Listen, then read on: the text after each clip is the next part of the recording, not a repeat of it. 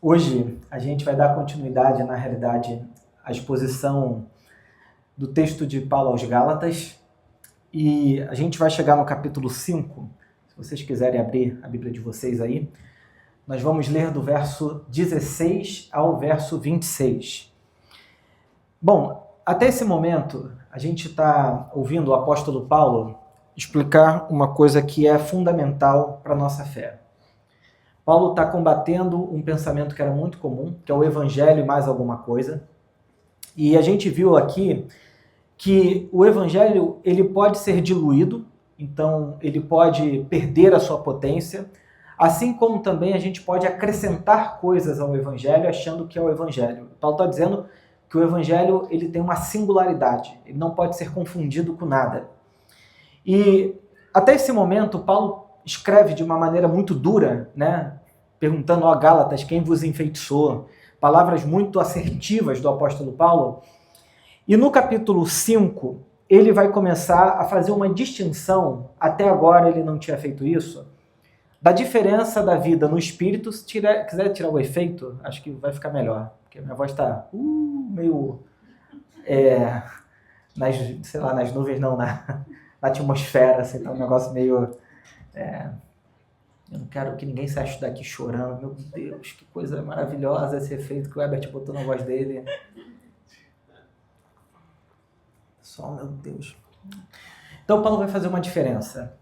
A vida no espírito versus a vida guiada pela natureza carnal, né?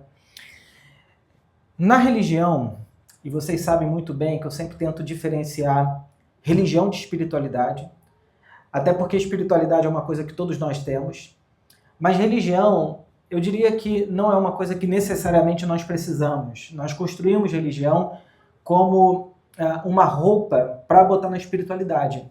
Então, as religiões são roupas que a gente vai construindo, que a gente vai colocando na nossa dimensão transcendental. A vida cristã, ela não é uma vida religiosa nesse sentido, ela é uma vida de fé. É isso que Paulo diz. A salvação é algo que do começo ao fim se dá pela fé. Então é fé, fé e depois fé. E Paulo vai dizer aqui pra gente que se por um lado o que ele vai dizer parece uma coisa meio moral, meio de moralidade, meio que moralizar a igreja, e vocês vão perceber que na realidade é o oposto. Isso é, porque agora a nossa vida é guiada pelo Espírito, nós vamos conduzindo essa vida a partir de quem Cristo é. Afinal de contas, como quem assistiu à última aula da teologia, a nossa salvação ela tem por propósito nos fazer pessoas parecidas com Jesus. Então eu não sou salvo para morar no céu. Eu sou salvo para me tornar alguém parecido com Jesus. Então a salvação não é de um lugar para o outro, da terra para o céu. A salvação é de um tipo de ser humano para um outro tipo de ser humano. Um ser humano que só produz morte nesse mundo, para um ser humano que para de produzir morte por causa do Espírito e agora começa a produzir vida por causa do Espírito de Deus. Então, no versículo 16, e eu vou pedir para que você leia atentamente o texto comigo, e vai ser projetado aqui, eu estou lendo na NVT, Nova Versão Transformadora, que diz assim: por isso digo, deixem que o Espírito guie a sua vida. Assim não satisfarão os anseios da natureza humana. Paulo está dizendo que existem duas naturezas que estão em ação na vida de todo cristão. Uma natureza é a natureza do espírito e a outra natureza é o que ele chama de natureza humana. E a gente vai entender um pouco mais isso. Verso 17. A natureza humana deseja fazer exatamente o oposto do que o Espírito quer. E o Espírito nos impele na direção contrária àquela desejada pela natureza humana. Essas duas forças se confrontam o tempo todo, de modo que vocês não têm liberdade de pôr em prática o que intentam fazer. Alguns detalhes importantes. À primeira vista, pode parecer que Paulo está falando de uma batalha que acontece entre a minha natureza e uma coisa que está fora de mim, que é o Espírito Santo.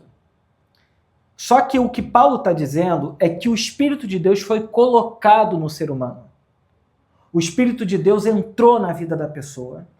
E agora, o que está em confronto aqui são duas mentalidades, dois modos de vida. Uma vida orientada pelo que ele está chamando aqui de sarx. Em grego, a palavra sarx. Sarx é o ser humano inclinado para a sua natureza de morte, para produzir morte, violência, destruição e tudo mais. E agora nós temos um novo eu, um novo eu sendo criado, que é essa natureza de vida. Então o processo de vida cristã, ele está o tempo todo nesse conflito que não é externo, é um conflito interno. Então Deus não está fora como um pai, uma mãe muito duro, brigando comigo, falando, você não deve fazer isso. Deus, ele está dentro, trabalhando para que em mim seja formado a pessoa e o caráter de Jesus. Respeitando a minha personalidade, quem sou, mas para formar, para talhar a pessoa de Cristo em mim. Então, Paulo está dizendo que há um conflito aqui. E aí, quando Paulo vai falar sobre os desejos, isso é, os desejos da natureza humana, esses desejos pecaminosos, ele usa um termo que eu vou pedir para você repetir comigo. Epitumeia. Se quiser botar o nome em alguém aí, tem Edimeia, Erimeia, Epitumeia, tá no mesmo. Tomara que ninguém com esse nome ouça. Epitumeia. Fala assim, epitumeia. Epitumeia. Isso. O que é epitumeia? Paulo não está dizendo que o desejo é uma coisa ruim. Não é isso. Boa parte da igreja fala que os nossos desejos, sejam eles quais forem, são ruins. Não é isso que Paulo está dizendo. Epitumeia é um desejo excessivo e desorganizado que, na realidade, vira um impulso destrutivo no ser humano. Vou dar um exemplo. Uma pessoa que tem um desejo excessivo por comer comida, ela tem uma epitumeia por comida. Uma pessoa que tem desejo excessivo de vingança, ela tem uma epitumeia por vingança. Ela quer se vingar de tudo, o tempo todo, de qualquer pessoa. Então ele não está falando do desejo natural humano. Ele está falando de um desejo incontrolável. De uma coisa que não tem freio, de uma coisa que não tem limite. Então Paulo está dizendo que essa epitumeia é um problema para que Cristo seja formado em nós. Porque se o Espírito Santo está trabalhando para que o caráter de Cristo seja formado em nós, não tem como a nossa vida ser controlada por algumas coisas. Então, o Tim Keller diz uma coisa, ele diz, o principal problema que do nosso coração, não é tanto o desejo por coisas ruins. O principal problema do nosso coração é o desejo excessivo por coisas boas. Ninguém diria comer é ruim, mas o desejo excessivo pela comida pode se tornar uma coisa ruim. O desejo excessivo por dormir pode se tornar uma coisa ruim. O desejo excessivo de Netflix se torna uma coisa ruim. O desejo excessivo pelo trabalho também se torna uma coisa ruim. Então, o que Paulo está dizendo é que o nosso coração tende a desejar excessivamente coisas que são boas.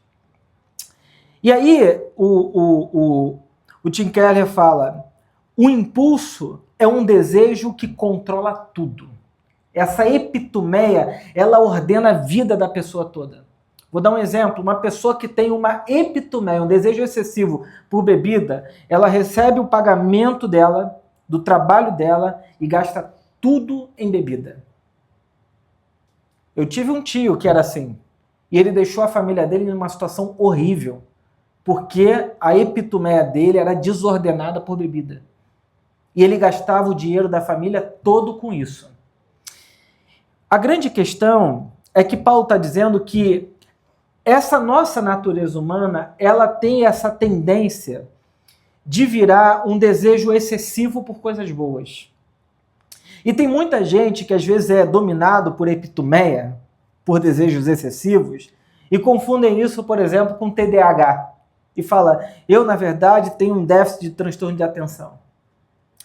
Essas coisas são complicadas, por exemplo, para a gente que é psicanalista, esses transtornos, porque são diagnósticos muito complicados. O transtorno é aquilo que transtorna, você não tem marcadores genéticos, biológicos para dizer o seguinte, isso aqui está determinado porque tem certos... Não tem. É um transtorno.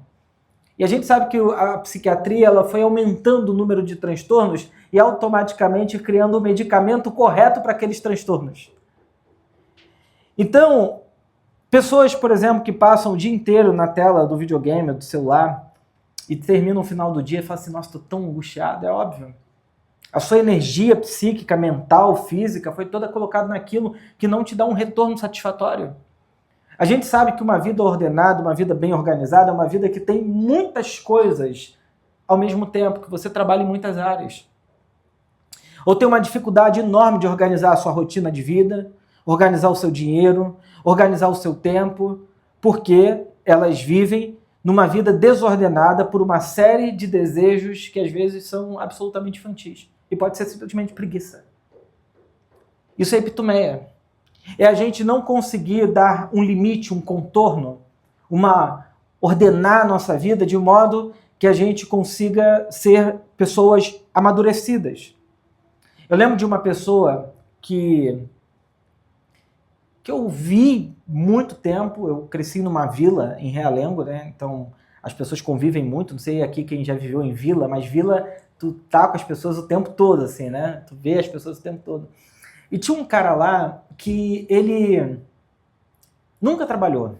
Ele dependeu da mãe até o final da vida dela, vivia de videogame, literalmente jogava videogame com gente o dia inteiro, nunca vi uma coisa daquela, mas ele vivia nisso. E eu fui visitar minha mãe um dia desses e minha mãe falou que essa pessoa estava numa situação muito complicada e que estava precisando de ajuda, cesta básica, dinheiro de outras pessoas. E quando eu estava fazendo essa pregação, pensei, esse cara viveu uma vida de epitumeia do videogame. Um desejo excessivo por aquilo. E, obviamente, quando você coloca a sua vida, o seu trabalho numa coisa só, você empobrece, não tem como. Então isso é o que a epitumeia faz. Você está entendendo que o problema de Paulo não é falar que o seu desejo é um pecado, é uma coisa ruim. Ele está dizendo que você desordenar o seu desejo, você vai destruir a sua vida.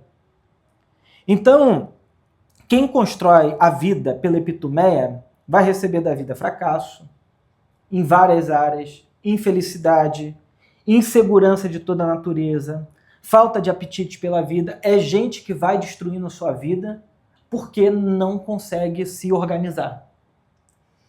Mas Paulo diz, quando, porém, são guiados pelo Espírito, vocês não estão debaixo da lei.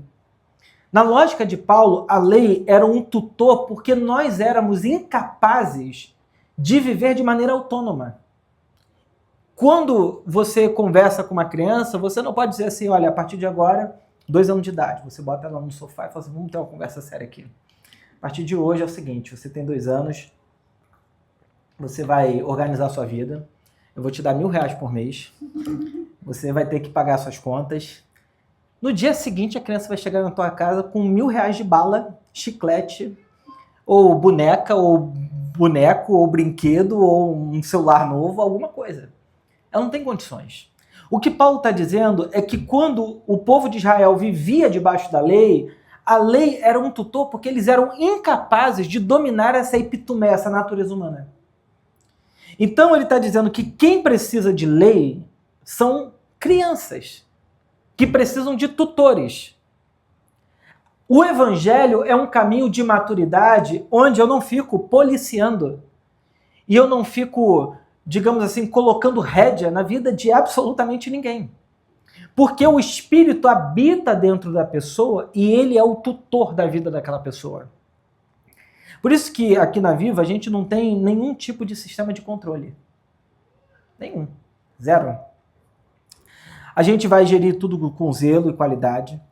Nós somos mordomos dos recursos que a gente recebe, das pessoas que a gente recebe.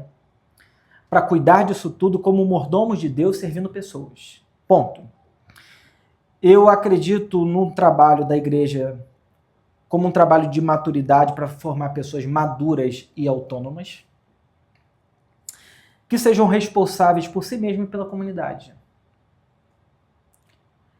Mas a gente sabe que existem pessoas que precisam de lei.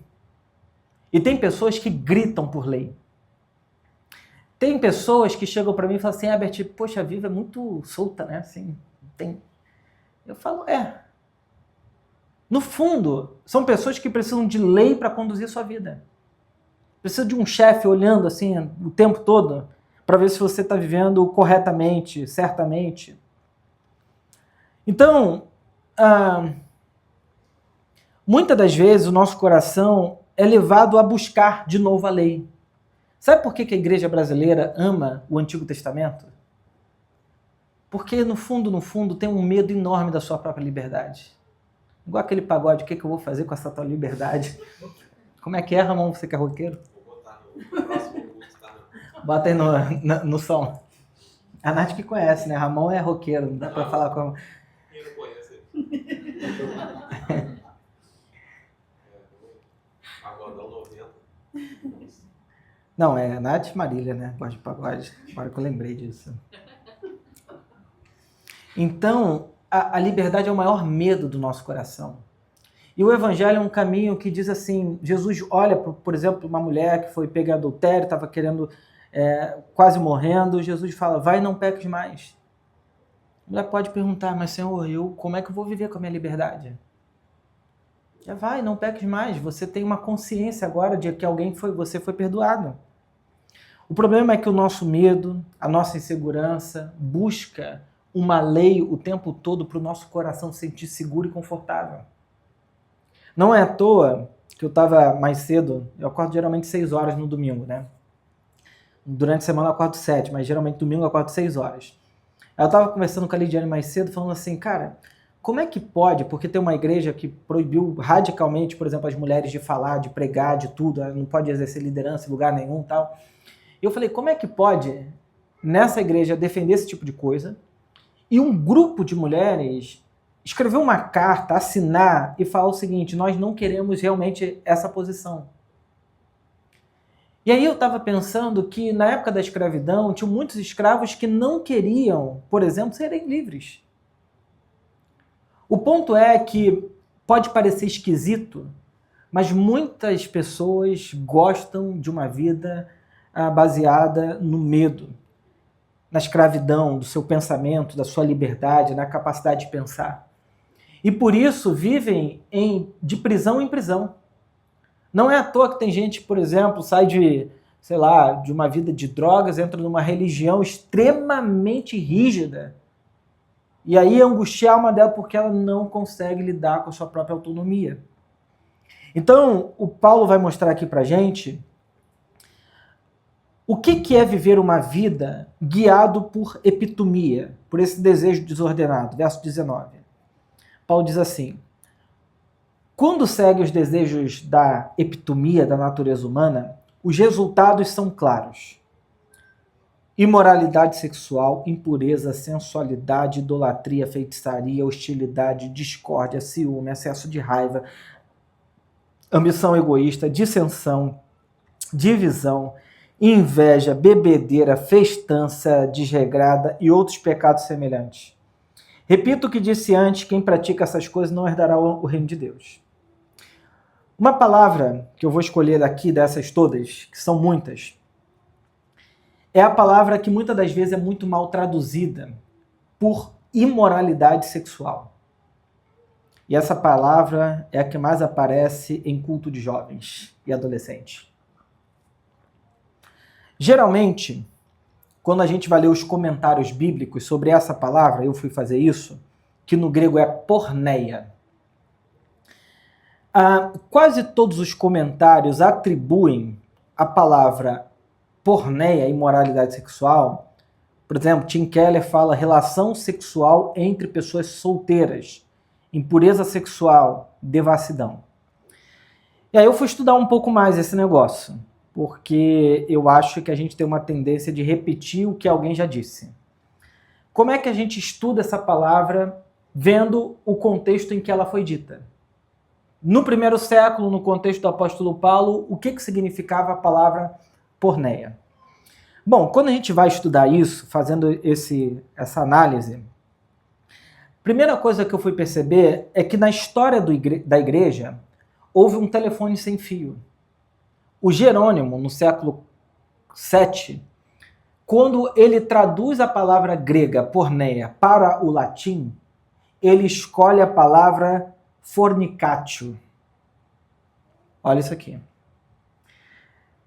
Lutero, quando traduz a palavra fornicatio do latim para o alemão da sua época, ele já traduz como uma imoralidade sexual. Só que essa palavra, porneia, ela aparece em outros lugares, geralmente associada a engano, inclusive no Novo Testamento. Paulo diz assim, que vos abstenhais de práticas enganosas, porneia. Você vê como o sentido muda dependendo do contexto? Ou, por exemplo, Hebreus capítulo 12, verso 16.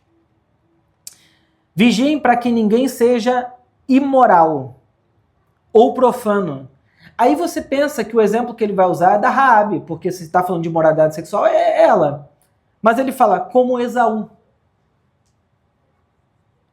que trocou seus direitos como filho mais velho por uma simples refeição. Um outro exemplo de porneia associada a uma relação comercial enganosa.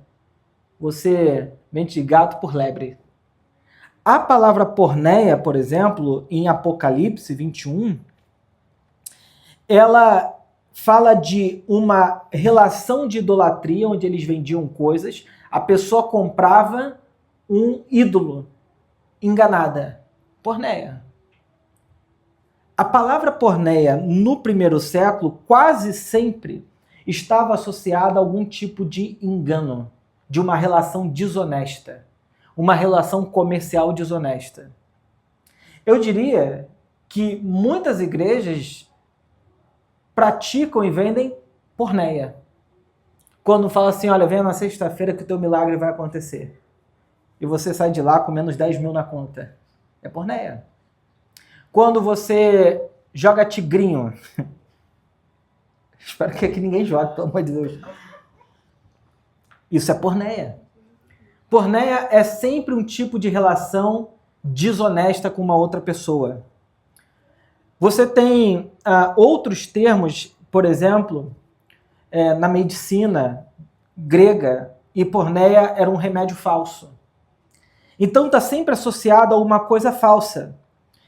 E eu fico pensando, será que hoje em dia não há engano associado à idolatria e a comércio? Engano religioso e comercial que a gente poderia chamar de porneia? O que Paulo está mostrando aqui é que existem pessoas dominadas por uma epitomia de porneia. Um desejo incontrolável de enganar as pessoas. E aí o conceito de porneia não tem a ver com nada sexual. Pode incluir isso, mas não é necessariamente isso. E aí, quando a gente vai ver o que pode se tornar uma porneia, idolatria, é bruxaria, que a palavra bruxaria é muito boa, né? Porque é farmaqueia, de onde vem a ideia de farmácia, né? Egoísmo, inveja, ciúme. E tem gente que fala assim, eu tenho um ciúme branco. Todo ciúme é infantil. Toda a lógica de ciúme ela é infantil, porque é uma lógica de posse, ódio. E aí Paulo vai dizer que essas pessoas que foram tomadas e dominadas por seu desejo incontrolável, elas produzem 4 resultados. Primeiro, discórdia. Isso é, discórdia é motivo para brigar. Aquela pessoa que é briguenta. Está o tempo todo procurando briga. Raiva. Ela é tomada por esse sentimento, e a palavra raiva vem de uma ideia de tumulto, é você criar uma confusão generalizada que você não sabe nem mais onde começou aquilo. Dissensões, óbvio, porque todo mundo que é tomado por esse desejo incontrolável, Ele vai criar divisões. E por último, Paulo fala uma palavra que é muito importante: facção. A pessoa que é tomada por esses desejos, o que ela quer criar? Alguém que legitime ela. Fala, você não concorda comigo? Ah, meu irmão, aí você não concorda comigo, você está mais para lá do que para cá. Fala, claro, essa pessoa está extremamente errada, eu acho absurdo o que ela fez contigo. E aí a gente vai sendo levado por esse espírito de epitumeia, sem perceber, e Paulo diz assim, que quem vive assim não herdará o reino dos céus. Elas ficam olhando aqui, ó. Vocês não sabiam dessa, né? Vou parar de falar, senão a Lidiane vai brigar comigo depois. Mas sabe o que é uma pessoa dominada por sua epitumeia? É uma pessoa que Paulo vai dizer não herda o reino dos céus, porque esse tipo de vida não produz o reino de Deus. Não é que não herda no sentido assim, ó, você não foi aprovado, não vai entrar no reino dos céus. A proposta do evangelho é a gente mostrar concretamente sinais do reino de Deus aqui e agora. E uma vida ordenada por desejos incontroláveis, de raiva, de briga, de dissensão, de idolatria, de ódio, de ciúme, de egoísmo, você acha que vai produzir sinais do reino de Deus na história? Não vai. Então, obviamente, não tem como que o reino de Deus se torne invisível entre nós. Por isso que não herda, ele não aparece, ele não mostra. O que vai continuar? O mesmo sistema de coisas que a gente já vê. Porque isso é o natural do ser humano. A raiva, a briga, o ódio, a discórdia, o ciúme. Então, o Paulo vai dizer, mas existe uma saída, existe um contraponto. Verso 22. Mas o Espírito produz este fruto. E aí eu diria o seguinte, qual é o fruto do Espírito? Amor. E eu colocaria 2 pontos. Alegria, paz, paciência, amabilidade, bondade, fidelidade, mansidão e domínio próprio. Você percebe que Paulo monta um quadro onde há aspectos negativos da natureza dominada por desejo compulsivo por alguma coisa e um aspecto de uma vida governada pelo Espírito. Se fosse uma pessoa assim dominada pelo pensamento pentecostal, eu ia dizer, o fruto do Espírito é pular no culto, falar em língua estranha, é você dar profecia para os outros, é adivinhar o futuro. E Paulo é uma pessoa muito sensata, com o pé no chão da realidade, vai dizer o seguinte, o fruto do Espírito é amor. E amor se expressa com alegria, com paz, com paciência, com amabilidade, bondade, fidelidade, mansidão e domínio próprio. Tudo isso aqui é uma vida saudável. Porque não tem como a gente exercer a mansidão se a gente é dominado pelo ódio, pela raiva. Não tem como. Uma coisa exclui a outra. São sentimentos que os dois não conseguem conviver juntos. E isso aqui é muito interessante porque Paulo vai usar a palavra fruto do Espírito. E a gente sabe que todo o processo de frutificação é um processo gradual, processual. E isso diz para nós uma coisa muito importante, que o resultado da vida cristã ele sempre vai aparecer. Mas não é do dia para a noite. Não é no momento em que eu digo, eu quero crer em Jesus, eu aceito a Jesus, e no dia seguinte a minha vida está perfeita. É fruto, é processo, é uma coisa lenta. Mas não é lento do ponto assim, também nunca vai acontecer. Então, se alguém tiver o Espírito dentro de si, se for cristão, o fruto aparece, sempre. Qualquer que seja a vida de um cristão, o fruto do Espírito irá brotar, é inevitável. Perceba que para Paulo, o resultado da vida cristã não é uma reta doutrina. A pessoa agora sabe tudo de teologia e diz assim, olha, eu sou um cristão porque eu sei tudo de teologia A, B e C. A teologia ela é importante, mas como produto intelectual. Mas o que garante a vida cristã não é a quantidade de versículos que eu sei, não é a quantidade de textos bíblicos que eu gravei, não é a quantidade de músicas cristãs que eu canto, não é estar na religião certa, porque tem gente que pensa assim, só há salvação se vier na viva. Se for na igreja católica, se for na Assembleia de Deus, se for... Isso tudo é uma roupa que não serve para muita coisa. Eu diria que do ponto de vista do evangelho não serve para nada, porque o resultado da vida cristã é o fruto do Espírito.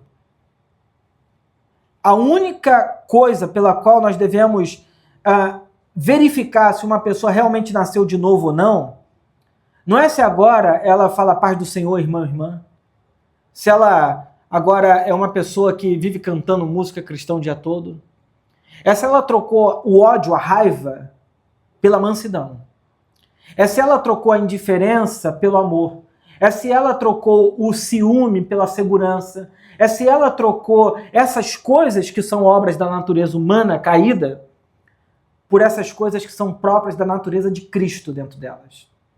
Então, para muita gente, o resultado da vida cristã é ser contra alguma coisa que está fora. E a vida cristã não é um processo que eu fico lutando contra o mundo. A primeira batalha que existe na nossa vida acontece aqui, ó, nesse ser, aqui dentro de mim, na minha mente, no meu coração. E eu falo isso, gente, não como alguém que está assim, pô, cheguei lá ontem mesmo, tomei a fechada de um ônibus, eu fui e fechou o ônibus de novo. A Lidiane falou assim, você tá maluco? Eu fiquei com muita raiva daquele cara, muita raiva. Então, a gente tem que ir aprendendo a controlar e a ordenar a nossa vida. E eu falei assim, cara, realmente eu vou fazer isso, aí eu arrumo briga na rua, aí arruma confusão, aí arruma dissensão, aí tem... Entendeu o processo desse negócio? É só confusão, é só caos na vida, né? Então, quando a gente vai percebendo que o fruto do Espírito vai habitando dentro de nós, a gente vai vendo que o resultado dessa vida é uma vida realmente transformada pelo Evangelho. O amor é o fruto do Espírito. João diz, quem ama, conhece a Deus. Cara, esse é um critério pancado, complexo. Porque a gente tende a acreditar e a pensar que quem conhece a Deus é quem diz, eu tive uma experiência. Se a experiência não produz o fruto do Espírito, a experiência é mentirosa. O que marca a vida cristã é se essa pessoa é capaz de amar. E Paulo termina dizendo, aqueles que pertencem a Cristo crucificaram as paixões, essa epitumeia, e os desejos de sua natureza humana. Uma vez que vivemos pelo Espírito, sigamos a direção do Espírito em todas as áreas da nossa vida. Não nos tornemos... Você conhece cristão orgulhoso? Paulo diz, não nos tornemos orgulhosos. Provocando e invejando uns aos outros. É muito interessante porque quando a gente fala de vida cristã hoje, quase sempre a gente fala o que a gente não tem que fazer, o que o cristão não faz. E percebe que boa parte do que a gente acredita como fruto da vida cristã, Paulo nem toca aqui. Ele nem trata do assunto. Ele nem diz sobre aquilo. Porque no fundo, o que Paulo está entendendo é que o resultado do Evangelho em nós produz uma vida transformada e, consequentemente, uma mini-sociedade de cristãos também transformada.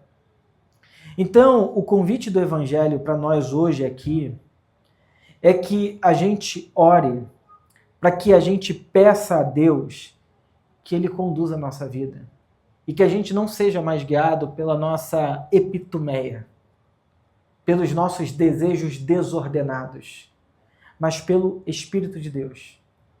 E o resultado disso são pessoas mais parecidas com Jesus.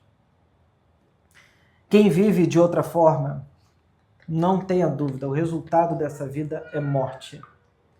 Mas o resultado da vida com Cristo é vida. É vida. Então eu gostaria de orar junto com vocês e depois terminar. Você pode me ajudar no violão, Ramon? Eu gostaria de orar pelo seguinte. Às vezes a gente ouve uma pregação como essa e pode sair daqui com o coração talvez muito acusado, com muito medo, pensando, meu Deus, eu tô cheio de epitumeia no meu coração. Essa semana eu dormi até meio-dia todo dia.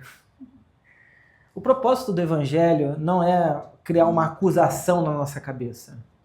O propósito do Evangelho é transformar a nossa vida. Então não é ficar assim, você está errado, você está errado, você está errado. É mais assim, cara, existe um caminho de vida que é tão bom, que traz tanta satisfação, que resolve tanto problema na vida, Que ao invés de você continuar vivendo pelo seu epitomé, arrumando briga, confusão, conflito, você entra num fluxo que você fala, meu Deus, eu estou num buraco sem fundo. Você vive uma vida saudável, boa. Por isso que Jesus diz, eu vim trazer vida e vida em abundância. Mas a gente precisa da ajuda do Espírito de Deus, que também não é um processo comportamental, é um processo emocional, espiritual, que transforma a gente de dentro para fora. Então, gostaria de convidar vocês para orar. Depois eu vou terminar orando junto com vocês.